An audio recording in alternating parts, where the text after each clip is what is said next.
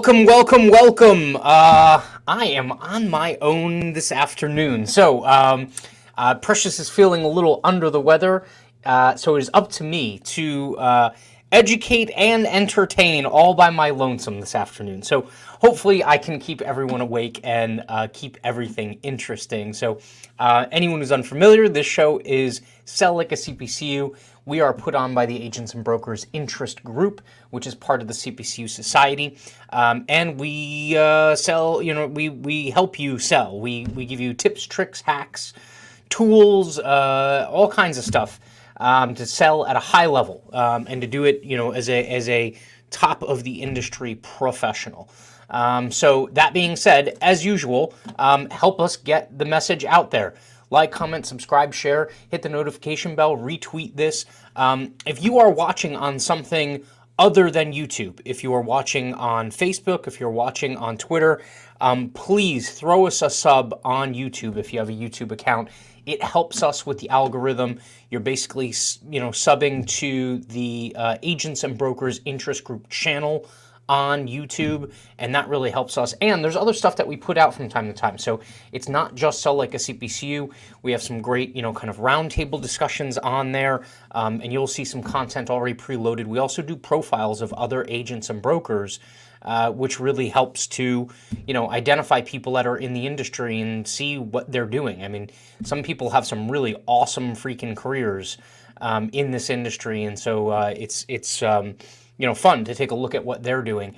So you get that with the subscription as well. But even if you aren't a YouTube person, if you do have a Gmail or a YouTube account, please head over there and throw us a subscribe, because it does help us with the algorithm and listing our videos higher on the search and things like that. So with that, what are we talking about today? Well, the last time I had the opportunity to speak solo, I was doing so. I talked about kind of tools, right? Like online marketing tools, like what kind of software, what kind of apps and things like that are available to you if you are looking to, use the digital space to sell, right? Whether it was email, social media, and things like that.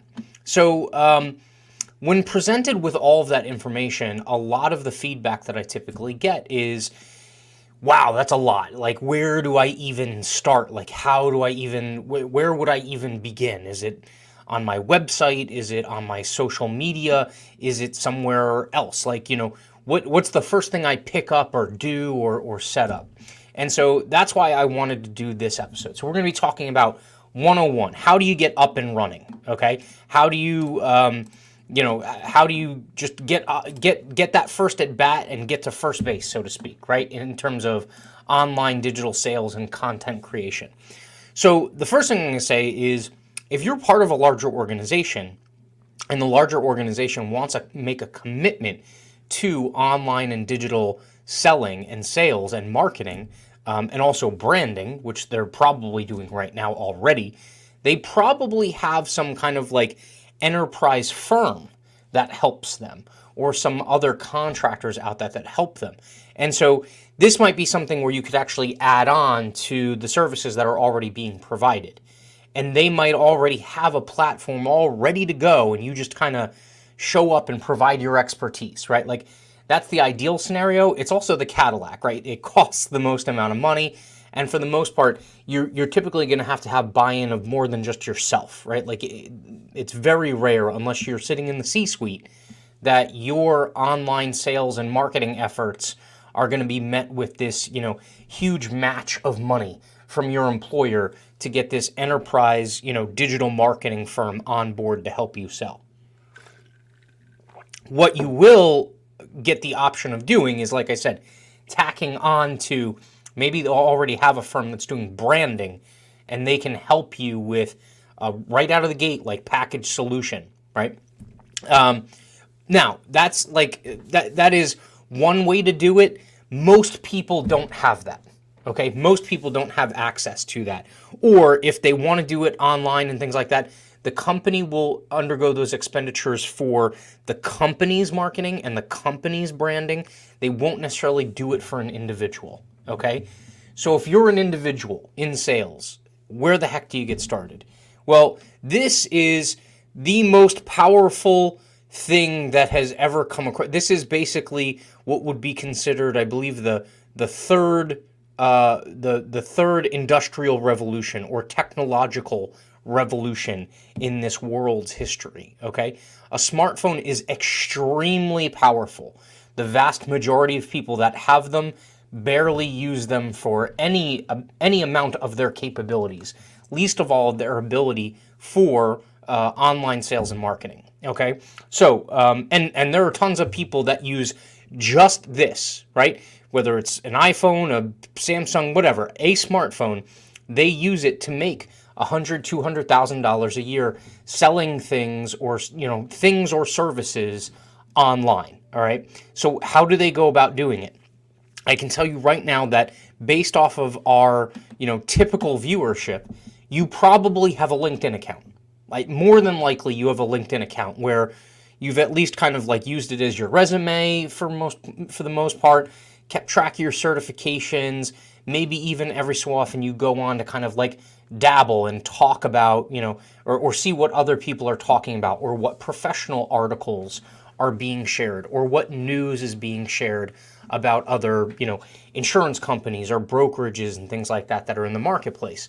Well, if you're on LinkedIn, you're actually on one of the platforms that has the greatest potential for organic reach. And by organic reach, what I mean is for free, you could put up a post or a video or something like that, and without spending any money, that post will then be shared not just with your network, but organically it can, air quotes, go viral, right? Like you can have a bunch of people share this and then a bunch of other people see it and share it and interact with it. I think one of the most recent examples I have of this is, and this isn't very recent because I've actually not been using LinkedIn as much anymore, but I had a post about, I was like, it was kind of a rant almost. It was like, if you connect to me on LinkedIn and then within 15 minutes you're sending me a LinkedIn message asking me to buy something, I want to build business relationships. I don't want transactional relationships, right? And so as a function of that, if you're within the first 15 minutes of connecting to me on LinkedIn and I've never heard about you, I don't know who you are, we just met digitally, and you're trying to get me to buy something, like our relationship is probably not going to work out over the long run, right? Like because we don't have the same goals in mind. You want a quick sale, I want to build relationships. So that post ended up getting seen by, I think the last time I checked it, and it's still running. I mean, every so often someone kind of like clicks on it and whatnot. But that post was seen by like 10,000 people. And so that's a perfect example of how, know the platform. There are certain platforms where you don't get very much organic reach at all. Like Facebook, unless it's like crazy inflammatory and you already have like a big set of friends and stuff like that, you're probably not going to be able to put a post out there and have that go viral. Okay. Same thing with some of the other social media platforms that are now kind of like reaching their, not they're in old age, but they are now all mainstream, right? Like, Twitter is one of those things where you can still go viral. But again, typically viral tweets are not like nice, happy-go-lucky things, right? Like, there are some viral tweets that can go out there that are, heartwarming and stuff like that. But for the most part, a lot of the viral tweets that go out there are, inflammatory for one reason or another. Which, by the way, I mean, there's tons of people who make a career on being inflammatory. So if you want to be the inflammatory sales agent, just know what you're getting in for on Twitter. But so anyway, the low-hanging fruit to start with is LinkedIn. Okay, LinkedIn, if you're good at and work to your skill set. Okay. If you're good at the written word, LinkedIn, you can write long form, not full length blog posts, but as you would on Facebook, you can write a long form, text based post on LinkedIn and get good traction out of it. Okay, you can do that. And so if you're really good with the written word, you can do that. There's also a way to write articles as if LinkedIn were a blogging platform. And here, I can pull it up right now for you. Again, I haven't used LinkedIn for a while, but I have used those capabilities in the past, and they have suited me well. I mean, they get some organic reach. They also are SEO optimized. And so you might write something on, one of your articles or something like that, and you end up getting your article listed in Google, right? It's not likely that'll be on the first page, but I mean, hell, if it's fantastic, it does have a shot of showing up in people's organic search results. Wow, they changed the interface, the interface since I've been on LinkedIn recently. But so here, I can show you a couple of the items here that I've put up, and these are in my profile. So like when people click on my profile or they're cyber stalking me, they can see some of this stuff, right? And so right here within this featured section, you can pick featured videos or articles or things like that. So I have an ebook here that I've made for essential insurance and risk management guides for business and organization. This is just a compilation of blog posts that I used another, I forget if I've talked about the software that I used for it, but I used a software package that just took a bunch of blog posts and put it together into an ebook. Free, downloadable, and it gives people value before they even interact with you personally. I have an introduction photo here, or an introduction video of myself, who am I, an introduction of my agency, right? So those featured things, and these are both video, but this is more of a written thing here. On top of it, now let me see if I can't find my articles, because, hold on now, I do not want to say that I'm searching for I don't want to say that I'm searching for a job. Or I could, but if they call me, I'm going to say, oh, well, I run an agency, so you're probably not going to get very much action as far as that goes. Let's see here. It does show you like what kind of organic reach you've had in terms of people looking at your profile and how you've, shown up in searches and whatnot, 42 searches and things like that. Wow, this is a swing and a miss as far as pulling up the articles that I've written, because I've written a handful of them. But so if I go here to basically create a post, right? So if I go up here and I say I'm going to create a post, you can write an article, and in here you can actually create essentially a traditionally styled blog article, okay? That traditionally styled blog article can have pictures in it, you can link to YouTube videos and things like that. You can write a professional article on your own, right? And then publish it to your feed, and then it gets shared out to the people that are connected with you, and then potentially if they share it, it can also go out there. So if you are good with the written word, LinkedIn is a fantastic place to start, both in terms of more of a Facebook style kind of longer form text-based post, or in terms of a traditional article or blog type post. You can use LinkedIn as that vehicle, and you can get really good organic reach off of it. Tony's saying Insurance Nerds was built on LinkedIn articles. That's fantastic social proof right there, right? So someone like Tony, who has a huge network built out on LinkedIn, him personally, and then Insurance Nerds as a brand has been built off of these things. Now, here's the key, and I'll give you some other, kind of tips on where to get started with some other, forms of content as well. But I would say, this is not Field of Dreams, okay? You're not a tech company that is going to buy a domain name and all of a sudden thousands of people are just going to flock to you, okay? That's not the way this works. The name of the game is promotion, right? It's self-promotion. It's also networking, right? Like, think of how you network in person. It's not like a single point of contact kind of thing and then your best buddies, right? Or close professional contacts. It takes hard work. It takes repeated good interactions with someone to build that relationship professionally. And so online, the same thing holds true. So if you write an article and put it out there, and if you only get like 1 or 2 likes or whatever, obviously you have more to do, okay? It could be the case where you just need to refine your skill set a little bit more and write more and get better at it. Or it could just be that, whatever, you posted at a bad time of day. There's all kinds of articles where you can look up, and hell, I'll Google it right now. If I Google best times to post to LinkedIn, okay? And if I Google that, it will come up with a handful of articles that are essentially scholarly articles, right? I love HubSpot, and so if one of the top choices here, let me share my And again, we don't get any, there's no paid endorsements or any favoritism or anything like that. I'm just telling you my personal preferences. I'm not saying that you can, go out there and have the same results or anything like that. But HubSpot is a really great resource. And so if I click on the HubSpot article, it says, what's the best time to post on LinkedIn? And so it goes through essentially their proof, and it essentially says, let me see, how often, 2 to 5 times a week. All right. And then I must have missed it. Hold on. It says you can infer when your posts will earn the most engagement based on the behavior of competitors in your industry, as well as the audience members that you're trying to reach. So if you're like a software and a media company, it's suspected that audiences of media companies tend to check their social media feeds in the morning, like someone would read a newspaper, okay? If you're selling to software developers and media companies and entertainment companies, you want to post in the morning, right?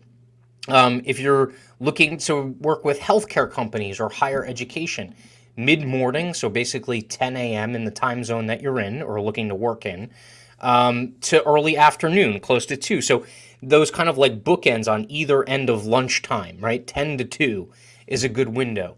If you are B2B, so if you're looking strictly for, other businesses, and this will key you in, like these industries might check their stuff. So like if you're looking to specifically market to teachers, okay, or professors, 10 to 2 is good. If you're looking to market to like education firms, meaning you want the decision maker, B2B businesses, for B2B businesses, analyzing web behavior is the best indicator. Their audience is most likely other professionals, so it's best to catch them before they start working, during lunch, or during commutes. Meaning, essentially like 6 a.m., between 6 and 8 a.m. is a good window, okay? 11:30 to 12:30 or 11:30 to 1 is another good window, and then basically during commute time, so starting like 4:30 till like 6:30 in the evening. Now, again, commutes, COVID's changed that a little bit, but still, these things will still apply, and you have to do a little bit of testing with it, all right? And then B2C businesses, similar, like if you're going direct to consumer, similar to B2Bs, when posting outside of business hours or during lunch breaks. So, you got to remember that a lot of your clients, especially if they're clients that are likely to be working a 9-to-5 job, they're probably not always, checking their social media feeds while they're working. All right, so you have to remember that. Now, there are other platforms. This is, if you notice, everything's kind of centered around the workday with LinkedIn, because most people check their LinkedIn during the workday. To them, it is a diversion that is still work-related, right? So I think it lessens maybe the shame of checking your social media feed while you're at work, right? But so LinkedIn is more associated with the workday. You can still catch people at night, right? But there are other social media feeds that are much more active at night. And so you have to pay attention to that. If you're going to post to Twitter and you want to, trade barbs and post this witty, controversial stuff and things like that, and you're posting to Twitter, typically if you're posting in the middle of the day, it had better be about what everyone's, the trending topics. It had better be about what everyone's talking about. Late night Twitter or evening Twitter, and then Friday, Saturday night Twitter is a sight to behold. It is just a mishmash of all kinds of topics, whether it be entertainment type topics of things that are going on, or it be people trash talking back and forth because they're out having a beer and they're feeling saucy. Like, there's all kinds of stuff happening at night there. So that was a long-winded way of saying, if you post that initial thing and it doesn't get a ton of traction, don't worry. It doesn't mean that you didn't do a good job. Maybe the timing was off. Or maybe it's just as simple as these things don't all go viral. In fact, the vast majority of posts go almost nowhere, all right? It's up to you to figure out how to get more mileage out of it. And more mileage might be those 3 people who liked your post, send them a message and say, thank you so much for liking my post. I would appreciate if you gave me either, some pointers, like what did I do well, what didn't I do well, or what are some other things you would like me to post about? What are some other things that you're interested in? Especially if those people who are liking your post, when you cyberstalk them on LinkedIn, it says that they are in the target industry or the target audience that you're looking to sell to. Okay? You have to grind it. It's just like sales. Okay? Social media is not some what's the word I'm looking for? It is not some just miracle place where you can, like, just throw a couple of words up on the screen and automatically you become a household name. It's not the way it works. I mean, like, whether you're grinding it out, knocking door to door, or you're grinding it out on social media, the same principles apply. You have to increase the number of interactions, try and have good ones, bring value, and take a personal interest in the people that are on the other end of the computer screen. Okay? It is not all just kind of like, copy and paste and, this is a viral meme, I send it out and all of a sudden everyone's going to buy insurance from me. No way, it's exactly the opposite. If you keep sending nothing but that out, they're going to tune you out. Or if they laugh, they're laughing at the meme, they're not laughing with you. And they're certainly not thinking about your insurance services when they do it. You have to grind it out. So if you're doing written word, LinkedIn is a fantastic place. The same can be said about video. Okay, this right here, I mean, I have lights, I have a background set up, I haven't changed out my camera yet, which I need to do, and I know Tony Kanyas just did it, and it made his production quality like, through the roof. I also use, kind of like an all-in-one Yeti microphone, when really I should get, a higher quality microphone with more of an analog mixer attached to it to improve the sound quality.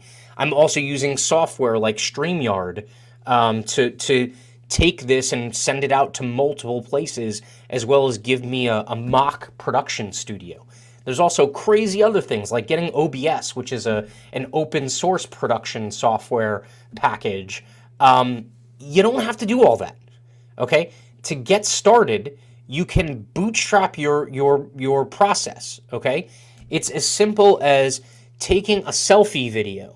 Okay, I've done them walking through New York City. I've done them at home. I've done them in the office. You can do them anywhere. At the park when you have 15 minutes in between, if your kids are playing on the playground or something, hopefully you're keeping an eye on them. But, if they're old enough where you don't necessarily have to keep an eye on them the whole time, you can shoot a 2, 3, 4, 5-minute selfie video and post that to LinkedIn as a post. All right. And those posts will get some travel.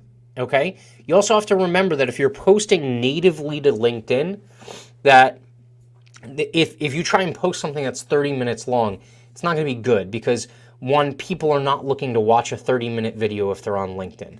They just aren't. If they're looking to sign up for like a webinar or something like that and then they go to the webinar, then they're engaged enough to sit for 30 minutes or 45 minutes an hour. If you're putting out a post that's about a topic, be quick and do it service, but be quick about it. Be efficient, okay? Don't put up a 20 or 30-minute video as a post. In fact, sometimes I think LinkedIn might even kick it out if it's that long. You can upload 3, 4, 5 minutes, okay? And there are some free and some very cheap video editing apps out there for smartphones. You don't need anything crazy, okay? You just need to trim the ends, or, some people are, a do-it-all in one take kind of person, and so they continually, 2.5 minutes in, they screw it up and they go do it again. Some people are just like, look, just let the camera run and I'll piece it together. Some parts I'll cut out, some parts I'll keep in. There are cheap apps that you can get for smartphones to edit video, okay? The goal is just get it to the point where you're making your point, you're bringing value in the video, and you're putting it out there as a post, okay? Matt Maxwell checking in. Matt, how are you, sir?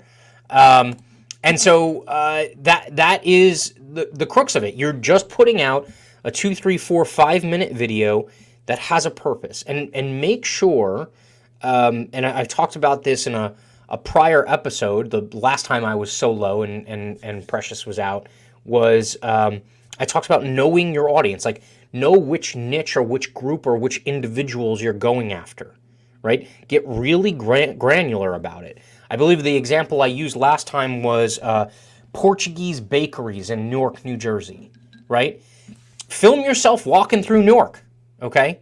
Hopefully not late at night. I mean, they have some crime issues, but film yourself walking through Newark, right? Like, or do like a man on the street kind of thing where you interview some of the owners of the bakeries and the businesses that you want to do, because you know what, that gives them some free exposure too. If you have a decent, set of contacts that you've built up, and LinkedIn is very easy for this. I mean, if you do the 50 and 5, 50 connection requests every day, and then 5 in mails or 5 LinkedIn mails to people that are like your target market to try and build relationship with, you can develop a very large population of people that you're connected to over a short period of time.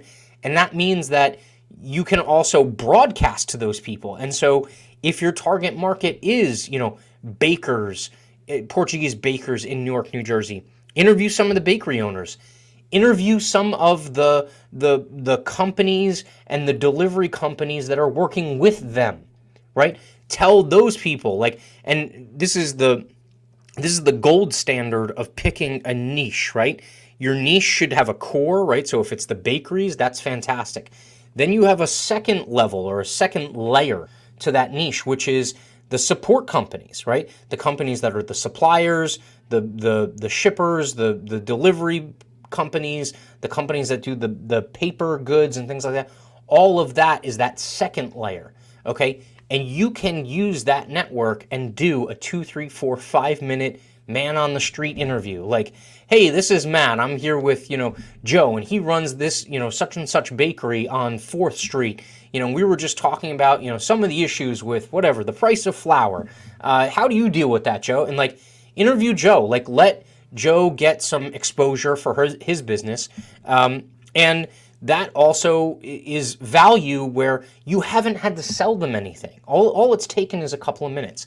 The other thing you could do is just a selfie video of yourself after a meeting or an appointment, right? Like you went to go see a client or you went to go see a prospect. They had a question. Well, they're probably not the only person on the face of the planet that has had that question. If you want to deal in that niche, probably someone else in that niche has had that question, right? Do I have liability for X, Y, and Z? And then after you answer the question in the individual meeting, shoot a 2 to 5 minute video and put it on LinkedIn, right? And then what you do is you hustle, okay? So you don't just put it out there and let it go, okay? In the comments, first comment, bang, you got 5 prospects that you know that this would help, okay? Tag them. Tag them in the first comment and be like, hey, these 3 people, I thought that this would be good for you. Have you ever had this question, right? Or have you ever needed this answered? All right. Those things go a long way to including people, building that network, building relationship, bringing people value for free, which is paramount in this marketplace. Okay. In the world that we live in, bringing value for free is the way. If you're not doing it, you're probably just burning money, okay, or losing out on opportunities. All right. That is be a little innovative about it, and don't be afraid to take risks. And I'm not talking about taking risks about going off half-cocked and ranting about something. I'm talking about taking risks in terms of the production quality or what you're doing or how you're doing it, right? Like I said, interviewing someone who is a business owner wouldn't be the first thing that would necessarily come to the mind of an insurance broker. Most insurance brokers are like, no, it's my job to kind of sit in the background and be the advisory person and the conservative person. And, I call them on the phone or I email them and I say, hey, I got this, or you might have this problem, I'm going to fix it. You would not believe how many people make buying decisions based off of what most people would think was a crazy person, right? Talking into a phone, right? It is the way of the world now. And so this little thing right here is extremely powerful, all right? So that's 2 things you can do. You could do written word, you can do video, okay? And if you want to go crazy with the video, you could also create a YouTube channel and put those videos up on the YouTube channel as well, because those videos can then become searchable in Google and things like that in search results. and show up based off of the titles and the keywords that you use. You don't have to, right? I can tell you for a fact that most of the videos that I do that I put up on YouTube don't get a ton of organic reach. It's mostly stuff that I've put down to create a compendium of video knowledge so that when someone has a question, I can be like, or if I'm talking to someone who's a prospect and they're like, well, we had a little bit of an issue with this, like this type of claim, a couple of years ago. Oh, it's interesting. I actually shot this video and this video that have to do with that subject. Give them a look. Let me know what you think. It's a warm way to bring them not a sales pitch, but value, some consultation without them having to pay for it. Okay? They didn't have to pay for anything. All it took them was a little bit of time. And you know what? A lot of times they won't watch it. They just won't. Okay? Sometimes they will. And when they do, typically that becomes that next conversation. Right? Like, did you watch it? All right? If the answer is yes, fantastic. What did you think about it? Did it solve your question, problem, anything like that? Always consistently. One of the reasons why I like HubSpot is they survey their clients all the time. And the questions that they're asking is, how can we help you? What are the problems that you're facing? Right? Like if you had to name one thing that is the biggest bugaboo in your day right now running your business, what is it? And then what they do is they listen to those responses and they create content or products and services that solve the problem. Okay? And they don't expect it to just be you build it and they will come. They then get back to you and they say, hey, we built this thing, or hey, we found this resource for you. Hopefully it helps. That builds relationship, all right? And more often than not, it doesn't cost very much money at all, okay? So we have video, we have written. The last one is audio. Audio is extremely simple. Again, the mental barrier is the biggest thing to get past. The actual physical and technological barriers are nothing. They pale in comparison to the mental barrier that most people put in front of themselves when it comes to creating online sales content, okay? So we're going to talk about audio. Audio is really simple, all right? It can come from two places, all right? One can be you take those videos that you shoot and you strip out the audio, all right? There's a couple of apps that do it. You can get really crazy and get something like, the Adobe Creative Package, which is a couple $100, or I forget what I pay every single month for it, but it might be $400 or $500 for the year for a license. So you can go crazy like that. Or the other thing that you can do is go on a website like Fiverr, okay, which is FIVERR.com. And I'm going to share the homepage right here. You can go on Fiverr.com and you can search for podcast editing, okay? And if you search for podcast editing, look at this. There's tons of people that will edit your podcasts. Now, some of them are more expensive, right? $45, $20. Every single podcast that you have, they will take your video. The vast majority of these people, you have to talk to them ahead of time, but they will take your video and they'll strip out the audio for you. You just send them the raw file. They'll take out the audio and create the podcast for you, okay? Some of these people won't charge you $45, right? They'll charge you $10, okay? Or $15. $10 or $15 is a very small price to pay for a piece of evergreen content that, again, could show up in organic searches for years and years and years and help you out, or could be something that you have a conversation with a prospect or a current client and you send to them. Like here, I've already talked about this in depth. Like here's a link. Like listen to it on the way into work or something, right? Creating podcasts is, and it would seem like everyone has one. They don't. Like, I mean, there's a ton of podcasts, but it's not like 20% of the world's population is doing podcasts, okay? It's still probably 1%, 2%, 3% of the world's population at most that are doing podcasts. The vast majority of people in this world are content consumers, not creators, okay? So it might seem that there are a lot of people doing it, but if you have a specific slant, a specific direction, a very targeted niche, you are going to stand out. And again, it doesn't, like, you are not looking to be the Beyonce of insurance sales podcasts, okay? You want a podcast that it's the difference between depth and, I'm sorry, hold on. It's the difference between basically the scale of the listenership versus the depth of the relationship. Okay, I would much rather have, or as opposed to having 10,000 listeners and only 100 that might buy from me, I would rather have 1,000 listeners and 500 of them buy from me. Okay, you don't need tens of thousands of listens. You just need the right listens. Okay, and so that's the key.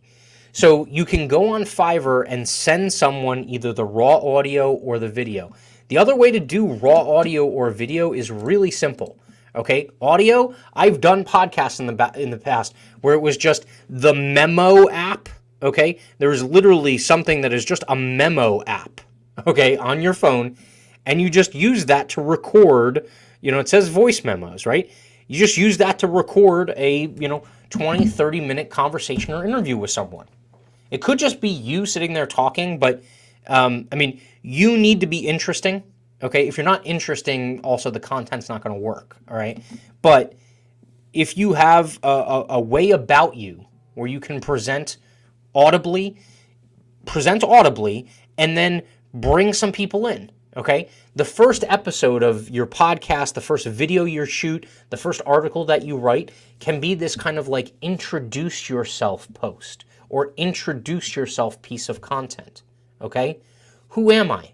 What do I do? Where did I come from? Why do I do it? Right? What am I passionate about? Why do I have the experience that would make you feel comfortable with me being your agent or broker or risk manager, right? Or risk consultant? That can go a long way because that is also another warm lead-in. Because when you're talking to prospects, if you're cold emailing them or cold calling them, or the first time you get introduced to them, a very easy way for them to be able to, basically learn about you in a very low risk and low pressure situation is to watch an about you video. And again, don't make it 30 minutes. Make it 3, 4, 5 minutes. Okay, make it bite-sized enough where it's consumable, where the person doesn't feel like they're going to be encumbered by watching or listening to this thing, but also make it long enough where you can give some real substance and give those people a window into who you are as a professional and maybe even a little personal stuff about you, right? What are your favorite sports teams if you're a big sports person? Did you play football in college? Like, tell an anecdote, something, right? Like, humanize it as well. It's not a resume. It's not a job interview. You're trying to come across as a person, okay? But so you can even do a voice memo on your phone, okay, as your first introduce you post or your first introduce yourself episode. The other thing that you can do is bring in guests. Again, same thing. Not just you on video, right? You can interview business owners, suppliers, other people that work in the space, customers, right? Like, why do you like to come to Joe's Bakery? Oh, he's got the best rolls. I come in at 4:30 or 5:30 in the morning. They're hot and fresh, right? Like, whatever. Like, that stuff will ingratiate yourself to those clients. The same thing on the audio.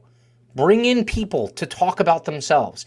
You can even do it over the phone, but that takes a little bit more like technology. There's some more technology that needs to happen there. But you know what? Quite frankly, the audio might not be that great. One of these podcast people on Fiverr might be able to clean it up a little bit. But hell, you might be able to take like your office phone and put it on speaker and record yourself and the person on speakerphone having an interview. Okay? It's not going to be great audio, but it's something, right? Like, it gets you started. It puts something out there. All right? So the question is, all right, either you have someone from Fiverr strip the audio off of the video, or you're recording a standalone, audio thing. Just the construction of a podcast. Remember this: intro, podcast episode, outro. The intro and the outro can be universal, right? You just record one intro and just be like, hey, this is Matthew Struck with the, Nork Bakery's Risk Management Podcast, right? Thank you very much for listening. Have a great day. And then and then you go into the episode, right? And then the outro is like, thank you very much for listening this episode of, blah, blah, blah, whatever the name is.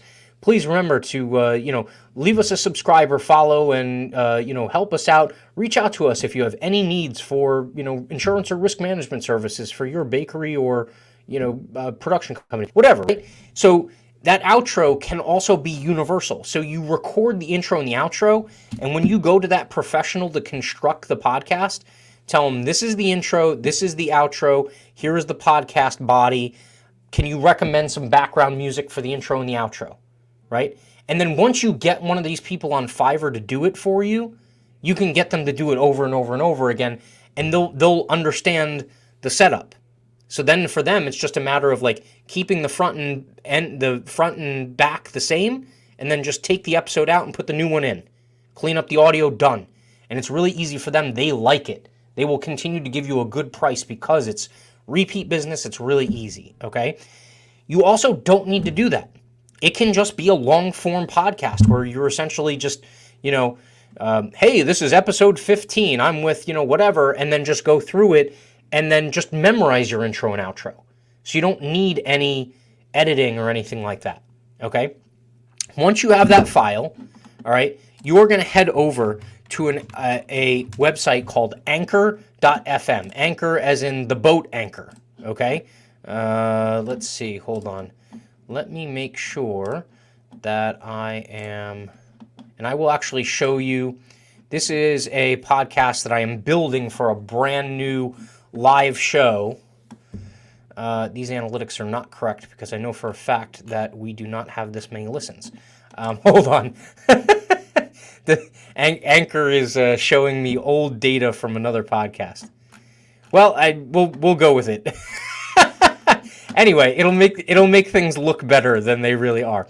So anyway, Build Your Bottom Line is a new show that myself and someone who works with me who's going to be focusing on real estate construction, real estate development, real estate management, contractors that we're doing.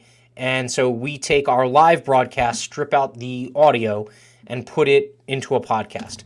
Anchor.fm is a website. It's a software platform, and they have an app as well where you can upload your episodes onto the platform, and it will put it out not just on Anchor, but it will also cross-post it to a bunch of other platforms. So if you go to Anchor.fm, so here I'll show you first. This is the public site. Okay, this is the Build Your Bottom Line podcast. If you notice, there's only 2 episodes up just yet, 2 or 3. 2 episodes up so far, okay? But if you look, it also says where to listen. And it says Breaker, Google Podcasts, Pocket Casts. Hold on, I'm on the old screen, aren't I? 1 second. I will give you the new tab. All right, so this shows you where it's available, right? So this is the actual website that Anchor has set up. If you notice, Anchor.fm, Build Your Bottom Line, okay? But it also has a bunch of other outlets that this is put out there on. Spotify, Radio Public, Pocket Casts, Google Podcasts, and Breaker.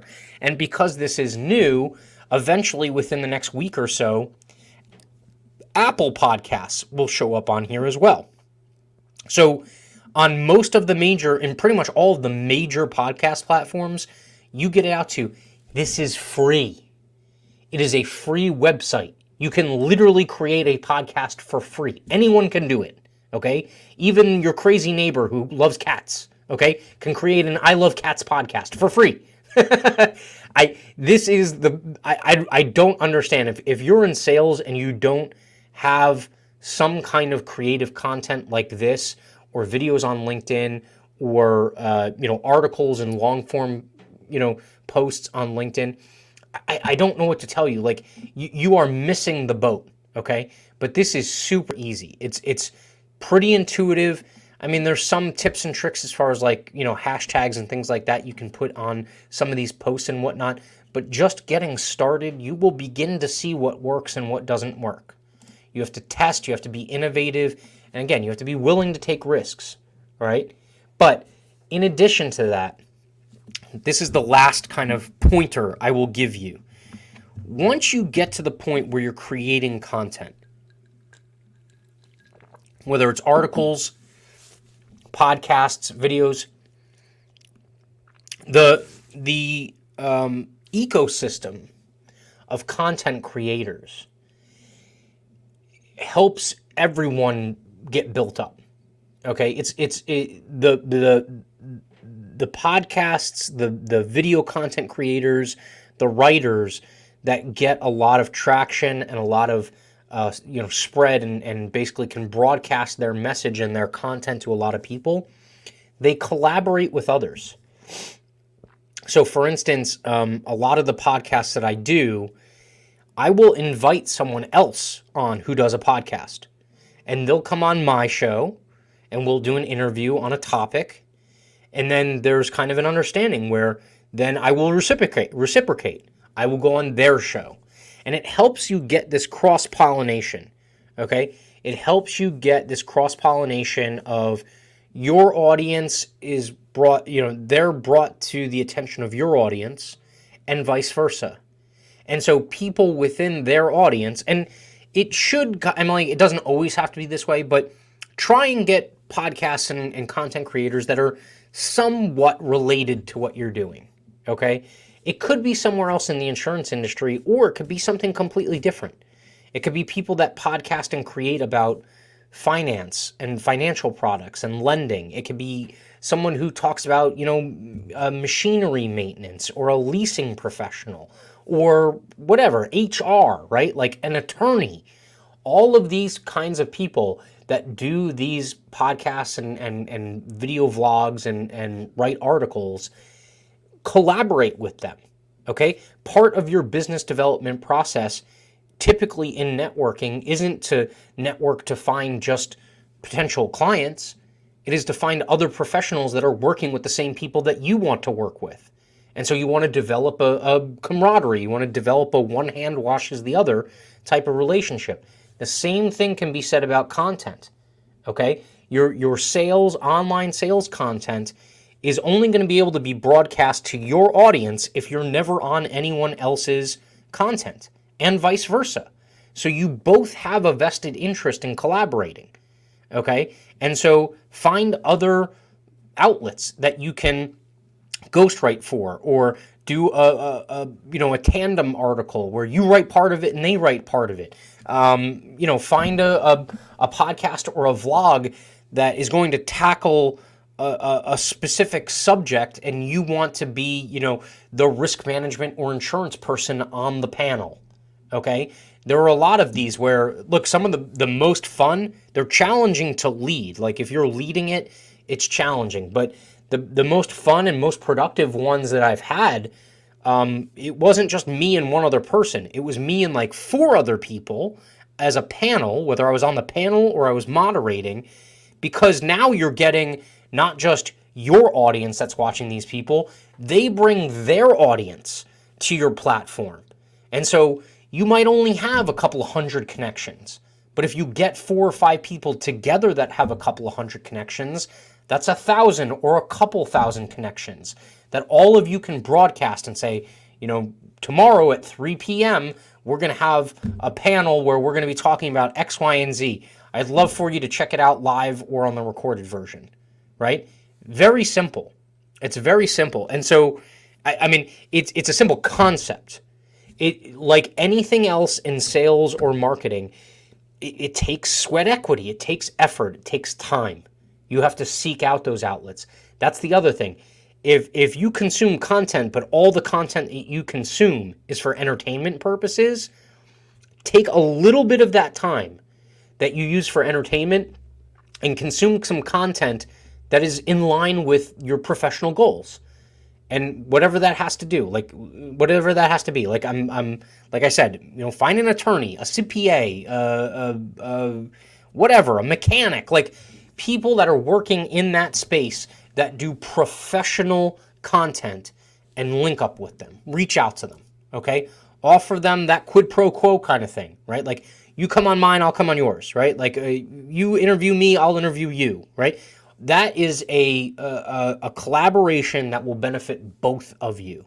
And you know what? Sometimes it benefits one person more than the other. Again, you're not looking to become a viral sensation, or at least the vast majority of people that do this are not.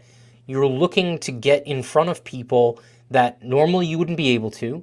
You want to reach them in a way that is non-confrontational or not high anxiety, right, and high pressure sales.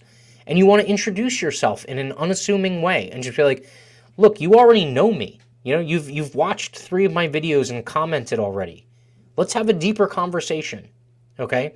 A future episode I may do by myself or maybe in conjunction with Precious is we're going to talk about how to take the content and the online marketing pieces that you're putting together from this type of activity and then convert it into nurturing and finally closing prospects, okay? That's the gold standard of sales, right? It's attract, inform, and convert, right? Those are the 3 things. Attract, meaning, ooh, what's going on over there, right? Inform them, right? Let them know, I understand what problems you're having. This is a solution, all right? And then convert. If you purchase today, whatever, it's half price. Or if you go with us today, I will make sure that we do, a full risk analysis for you within the next 6 months, whatever, right? It's that 3-step process.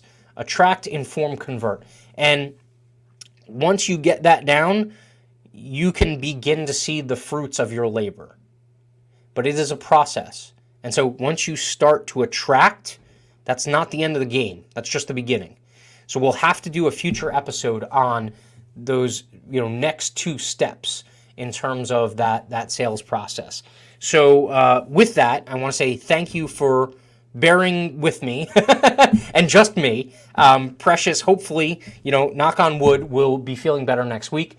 And we will have, the full team together. And we're also working on some guests here and there. So some really interesting stuff that we have coming down the pike here, as well as a ton of guests that we're reaching out to and trying to, really kind of line up here for the show. So, and again, cross-pollination type stuff where we have some people that are content creators themselves that we're trying to bring on, just like Deidre Wright when we had her on. So definitely it's going to be interesting. So thank you for bearing with me. I appreciate it.